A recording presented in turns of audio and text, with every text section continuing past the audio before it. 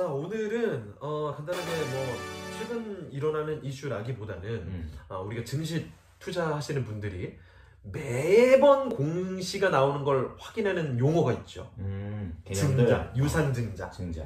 맨날 나오는데 이거 개념 좀 헷갈려 하시는 분들이 많거든요. 유상 있고 무상 있고 막 그러니까. 거기다가 무슨 뭐 언제까지 뭐 주식을 갖고 있어야 되고 뭐 이런 권리락은 또 뭐고 이런 것들이 있어서 간단하게 좀 정리를 해보도록 하겠습니다. 자, 유상증자와 권리락에 대한 이야기할 텐데 먼저 증자에 대한 개념을 잡아야 될 것 같아요. 근데 이 용어가 좀 낯서니까 부담스러워 하시는 분들이 한자라서. 많은데 그러니까요. 근데 뭐 쉬운 거예요. 늘린다, 증가시킨다. 자본금. 돈 늘리는 돈 늘리는 거죠. 자본금을 늘리는 건데, 구체적으로는 뭐냐면, 어떻게 늘리냐? 주식을 새로 찍습니다.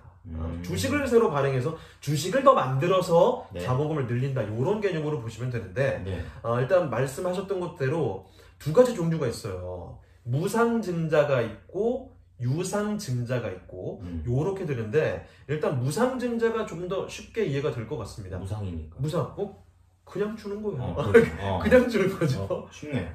그러니까 너희는 그냥 가만히 있어. 우리가 여유가 있으니까 너네한테 줄게. 요런 개념입니다.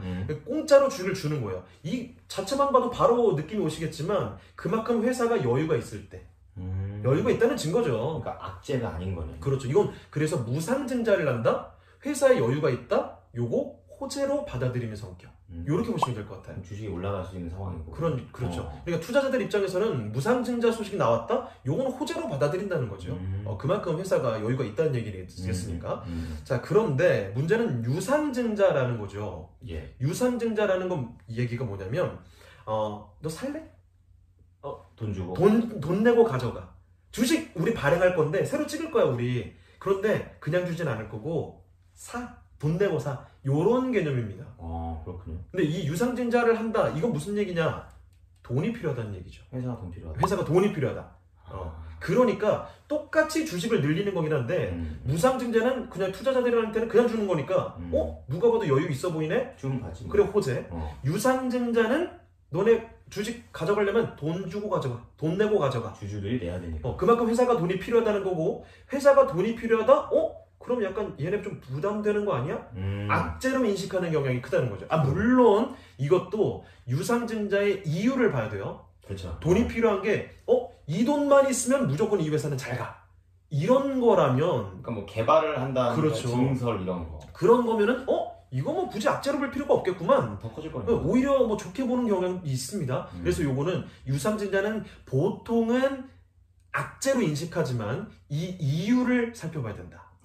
요거를 좀 강조를 해야 될 것 같아요. 네, 요거를 보셔야 될 것 같고, 그리고 지금 투자자 입장에서 그러면 증자를 받으려면 어떻게 해야 되는가? 요 얘기를 드릴 텐데 증자를 받기 위해서는 그러니까 주식을 새로 나온 주식을 받기 위해서는 신주 인수하는 권리, 그러니까 새로 나오는 주식을 내가 받을 권리, 이거를 우리 신주 인수권이라고 하거든요. 말이 더럽게 어려워요. 정말 붙이기가 되게 어렵네. 아니 이게 사실 그냥 새로 나온 주식 내가 가져갈 권리를 가져가야 되는데 쪼개서 보면 쉽네요. 그렇죠. 그런데 이제 신주 인수권이라는 걸 가져가야 되는데 그 신주 인수권을 어떻게 가져가냐라는 거죠. 쉽게 말하면요, 결론부터 말씀드리면 그 주식을 해당 주식을 갖고 있으면 돼요. 갖고 있으면 신주인수권이 생깁니다. 그런데 그냥 무조건 생기는 게 아니라 언제까지라는 언제라는 기준이 있다는 거죠. 살 의향을 언제까지? 그러니까 언제까지 그 정해진 시기에 갖고 있어야 그래야 그 주식을 신주인수권이 생긴다는 거예요. 그 언제가 뭐냐면 신주 배정일이다 라고 기준이 있습니다. 그때 살 수 있는 거구나. 그렇죠. 그러니까 어디서 어떤 회사에서 우리 유상증자 할 거예요 라고 공시를 내놓으면 그 공시 내용 안에 그게 있어요. 신주 배정일이 정해져 있습니다. 그러면 그 신주 배정일까지 갖고 있으면 그러면 신주 인수 그래 그럼 너는 신주 인수 권리 줄게. 요렇게 되는 거예요. 내 돈 주고 사는데도 그 인수 기간이 일단 그래서 우리가 기억해야 될 거는 이 신주 배정일이라는 거. 요거를 잘 기억해야 된다. 살 생각이 있다면. 그렇죠. 자, 요걸 기억해 두시고, 이렇게 신주 인수권을 배정일까지 해서 인수권을 갖게 되면 무상증자의 경우에는 뭐 얘기 끝난 거예요. 근데 그때까지 갖고 있으면 그냥 증자 받으시면 됩니다. 알아서 되는 네, 거예요. 알아서 되는 거죠. 네. 근데 이제 조금 복잡해지는 게 뭐냐면 유상증자의 경우에 네. 배정일까지 그래서 이게 신주 인수권을 받게 됐을 때 이제 유상증자의 경우에는 그냥 거기서 끝나는 게 아니라 실제로 사야죠. 그렇죠. 실제로 돈 주고 사야 되잖아요. 그 시기에. 그래서 단계가 하나 더 남아 있습니다. 뭐냐면 청약이라는 거죠. 그러니까 직접 돈을 내고 권리는 있는 거고 그렇죠. 이제 직접 돈을 내고 주식을 사는 단계가 또 하나 필요합니다. 그렇죠. 그래서 이거를 유상증자 청약이라고 하죠. 청약을 걸어야 살 수 있는. 그렇죠. 청약의 단계가 하나 남아 있다는 거 좀 기억을 해주시면 좋겠고 보통은 그 방금 말씀드렸던 것처럼 주주 배정의 방식 그러니까 기존에 갖고 있었던 사람 네. 요 사람들한테 청약을 이제 주고요. 그러니까 주식을 갖고 있는 사람한테 주주 청약을 일단 먼저 합니다. 받고 나서 미리 기회를 주는 거죠. 그렇죠. 이렇게 주주 청약을 받고 나서 그 다음에 원래 계획했던 대로 다 못 팔고 좀 남을 수 있잖아요. 남는 거. 요거를 이제 일반 청약을 받는 거죠. 주식 얘기하는데 왠지 이렇게 아파트 분양 느낌이. 그렇죠. 이것도 청약이라는 단어. 그러니까 이해가 딱 되는 것 같아요. 청약 단어 들어가니까 뭔가 좀 복잡해지는 것 같기도 하고. 아파트도 원주민들 먼저 싼 값에 그렇죠. 분양을 하고 그 나중에 이제 돈 있는 분들을 해서 일반인들을 향해서 그렇죠. 추가 분양을 이제 하는 거죠. 유상증자도 똑같은 거예요. 그렇구나. 그래서 신주 배정일까지 해서 신주 인수권 갖고 쉽다. 그 다음에는 그 권리만 갖고 끝난 게 아니라 실제 청약까지 가야 되는 거죠. 요런 단계. 이해했어요. 요렇게 단계로 진행이 됩니다. 자, 그런데 문제는 뭐냐면 여기서 헷갈리는 게 생겨요. 뭐냐면 권리락이라는 게 있거든요. 여기 권리락이라는 개념이 들어가면서 조금 헷갈리는 게 생깁니다. 새로운 개념이 날짜가 뭐냐면 일단 권리락을 좀 설명을 드릴게요. 권리락이라는 거는 우리가 증자를 하게 되면 주식이 늘어나죠. 주식이 늘어나니까 당연히 원래 있었던 주식이 갑자기 늘어나는 거니까 주식의 가치가 희석돼요. 많아지니까. 그래서 늘어난 만큼 주가가 떨어지는 거. 그만큼 떨어지는 거 당연한 거죠. 떨어질 낙지잖아요. 그래서 그게 권리락이라고 하는 거고 그 권리락이 발생하는 날을 권리락일이라고 합니다. 권리락일. 자, 그런데 언제 떨어지냐? 요 시점을 봐야죠. 떨어지는 시점은 신주를 인수하는 권리가 정해지고 나서. 이게 뭐 정해져야지 뭐 몇 명이 이렇게 권리를 갖게 되는지 이걸 정해줘야 될 거 아니에요. 그래서 신주 인수하는 권리가 정해지고 나서 그 다음에 떨어지게 되는 거예요.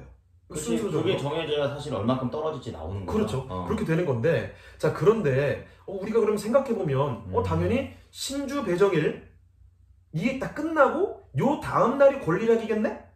이렇게 생각하게 하는 게 당연한 거죠? 아니에요. 근데 그게 아니에요. 그럼 왜 그러냐면 주식의 결제 시스템 때문에 그렇습니다. 결제 시스템이 플러스 2죠. 그러니까 이 거래일 맞나요? 이 거래일 다음에 이렇게 정산이 되는 거죠? 그렇죠. 우리 주식 하시면 처음에 좀 낯설어 하신 분들이 이 결제 시스템 때문에 좀 낯설어 하시는데 바로 안 되는 이거 있잖아요. D 플러스 2 결제 시스템이에요. 이게 왜 그러냐면 이 거래, 이 영업일이 지나야지 실제로는 결제가 되는 거거든요. 이게 왜 그러냐면 주식 거래라는 게 실시간으로 돈을 주고받는 게 아니라 이 한국 예탁결제원이라는데 이렇게 넘어가고 거기에 주주 등록이 되고 이런 과정이 좀 있어요. 그래서 이게 실제로는 이 거래일 지나서 뭔가 결제가 다 되는 거예요. 건너가니까. 그렇죠. 과정이 있군요. 그리고 주주 등록도 오늘 내가 샀더라도 이 거래를 지나야 내가 이 주식의 주주로서 등록이 되는 겁니다. 그러니까 무슨 일이 벌어지는 거냐면 신주 배정일이 원래 정해져 있다고 했죠. 증자를 할 때 신주 배정일에 이날까지 주주가 되려면 실질적으로는 이틀 전에 매수를 해야.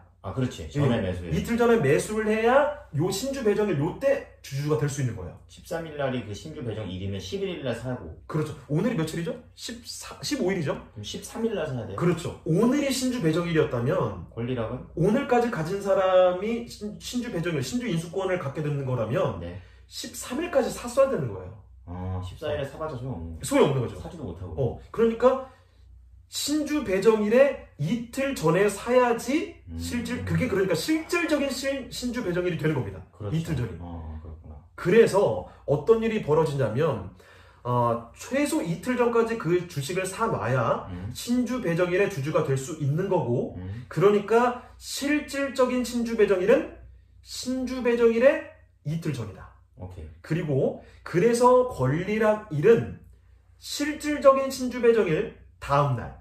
그러니까 14일? 그렇죠. 14일이 되는 거죠. 그러니까 오히려 신주 배정일보다 전날에 권리락이 또 벌어지는 이런 이상한 연살이 되는 거죠. 얘기가 끝내 있는데 그때가 그렇죠, 그렇죠. 그래서 정리를 해보면 네네. 원래 우리 머릿속에 벌어지는 일은 신주 배정일이 있고 그 다음에 권리 생기고 그 다음에 권리락일이고 이게 자연스러운 건데 네. 근데 이 D 플러스 E 결제 시스템 때문에 먼저 신주 배정일 이틀 전 신주 배정일 이틀 전에 사야 되고 그렇죠. 그리고 그 다음날에 권리락 떨어지고 그리고 그 다음에 신주 배정일이 돌아오는 이런 이상한 시스템을 근데 이해는 돼요. 그렇죠. 돼요. 그래서 이런 일이 벌어지는 거기 때문에 신규 투자자 분들이 요거 때문에 헷갈려 하시는 분들 진짜 많거든요. 그럼 권리락 다음 날이면 이미 끝났구나. 그렇죠. 그래서 이 신주 배정일 기준으로 어떤 일들이 벌어지는지 요 얘기를 좀 정리를 해두셔야 네네. 나중에 우리가 뭐 종목에 대해서 투자를 하실 때 좀 이해가 쉽지 않을까 요런 얘기를 좀 드리도록 하겠습니다. 설명 천재다. 네, 요거를 좀 잘 정리해 두세요.